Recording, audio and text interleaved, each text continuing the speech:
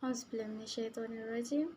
Bismillahirrahmanirrahim. Assalamualaikum. Saya Wan Nur Ali Afrina binti Rosdi bernombor matriks AA221356 dari Seksyen 7 akan membentangkan tentang akhlak menuntut ilmu. Apakah yang dimaksudkan dengan akhlak? Akhlak dari sudut bahasa, ia berasal daripada perkataan Arab iaitu huluk yang bererti budi pekerti, perangai, tingkah laku dan tabiat. Akhlak dari sudut istilah pula bermaksud suatu keadaan yang tertanam di dalam jiwa yang menampilkan perbuatan atau tingkah laku secara mudah tanpa memerlukan pemikiran dan penelitian.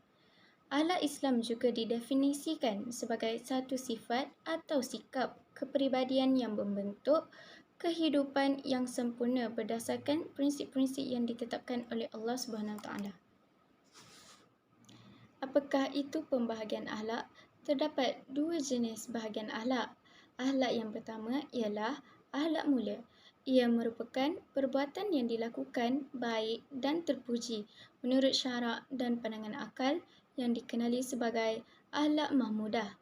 Akhlak yang kedua pula ialah akhlak buruk.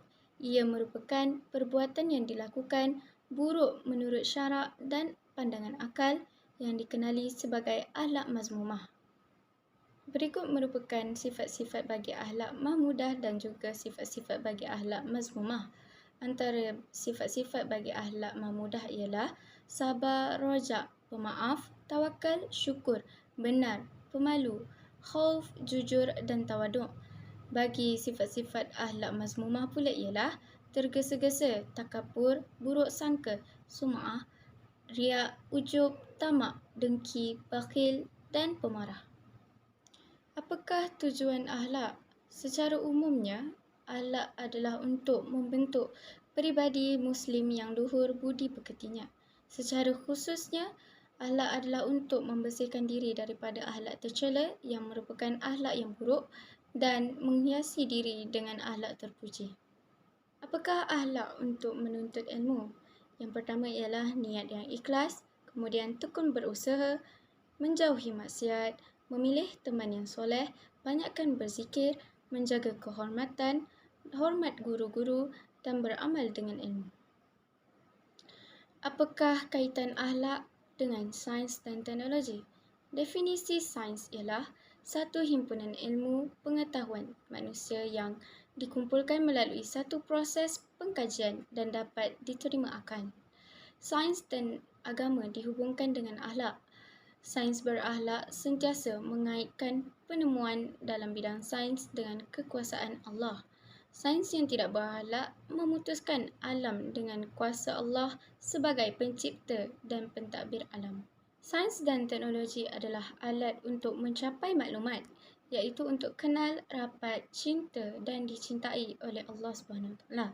Manusia terikat dengan hukum Islam. Sains dan teknologi akan dipertanggungjawabkan kepada manusia di akhirat nanti. Hubungan yang saling bergantungan antara manusia dan alam.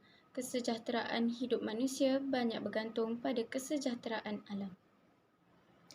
Maklumat sains dan teknologi menurut Islam adalah untuk memberi khidmat kepada masyarakat manusia apabila sains dan teknologi dimanfaatkan di bawah panduan syariat.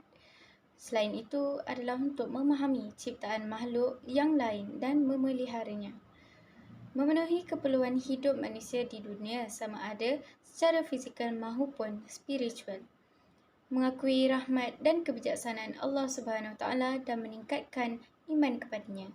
Oleh itu, Islam bukan anti kepada sains dan teknologi, malah Islam sangat menggalakkan inovasi. Oleh itu, sains dan teknologi dalam Islam harus dihala kepada pengabdian terhadap Allah Subhanahu Wa Taala dengan cara yang benar dengan menjalankan tugas sebagai khalifah bumi ini. Saintis Islam haruslah berpegang pada asas akhlak yang diajar oleh Al-Quran dan Sunnah agar tidak terpengaruh dengan pemikiran yang merosakkan. Ahli sains Islam perlu istiqomah dalam penyucian rohani dan jasmani dalam usaha mendapatkan ilham dan intuisi daripada Allah Subhanahu Wa Taala bagi mencetuskan inovasi dan kreativiti. Berikut merupakan faedah tentang akhlak menuntut ilmu. Yang pertama ialah meningkatkan kualiti modal ihsan dalam diri kita, kemudian membentuk hubungan baik antara hamba dengan Allah, mewujudkan kehidupan yang aman dan harmoni, mendapat syafaat dan rahmat Allah pada hari akhirat, mewujudkan kestabilan politik dan keamanan negara, serta mendapat kasih sayang Allah dan sentiasa diberkati. Itu sahaja pembentangan daripada saya, Wan Nur Alia Afrina binti Rosdi. Sekian, terima kasih.